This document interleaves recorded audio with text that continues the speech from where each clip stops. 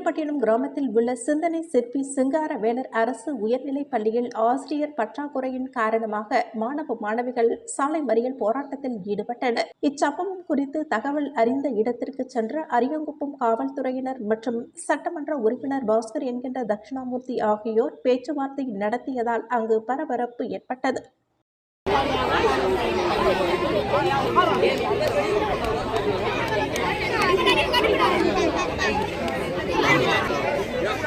புதுச்சேரி அரசு மூலம் அறிவித்த தீபாவளி பண்டிகைக்கான விலையில்லா பரிசு பொருட்களான 2 கிலோ சர்க்கரை, 2 கிலோ சமையல் எண்ணெய், 1 கிலோ கடலை பருப்பு, அரை கிலோ ரவை, மைதா உள்ளிட்ட பொருட்கள் வழங்கப்படும் என அரசு அறிவித்திருந்தது.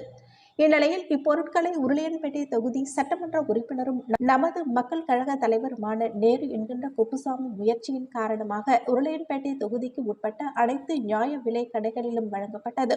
மேலும் உருளையன்பேட்டை தொகுதிக்கு உட்பட்ட ராஜாநகர் பகுதியில் உள்ள சமுதாய நலக்கூடத்தில் அமைந்துள்ள தற்காலிக ரேஷன் கடை மூலம் ராஜாநகர், முத்தமிழ் நகர், அருந்ததி நகர், ஐயனார் நகர் உள்ளிட்ட பகுதிகளில் அட்டைதாரர்களுக்கு உருளையன்பேட்டை தொகுதி சட்டமன்ற உறுப்பினரும் நமது மக்கள் கழக தலைவருமான நேரு என்கின்ற குப்புசாமி தீபாவளி பரிசு பொருட்களை இப்பகுதியைச் சேர்ந்த பொதுமக்களுக்கு வழங்கினர். இந்நிகழ்ச்சியில் உருளையன்பேட்டை தொகுதியைச் சேர்ந்த நமது மக்கள் கழக பிரமுகர்களும் ஊர் பொதுமக்களும் கலந்து கொண்டனர்.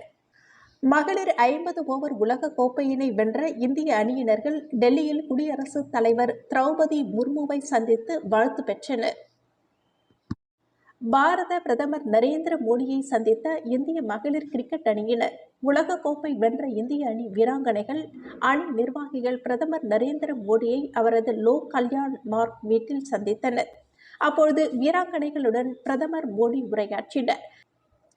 வாக்காளர் பட்டியல் சிறப்பு தீவிர திருத்தத்திற்கு எதிர்ப்பு தெரிவித்து மதச்சார்பற்ற முற்போக்கு கூட்டணி சார்பில் மாவட்ட தலைநகரங்களில் வரும் 11ஆம் தேதி காலை 10 மணிக்கு கண்டன ஆர்ப்பாட்டம் நடைபெறும் என திமுக தலைமை அறிவிப்பு.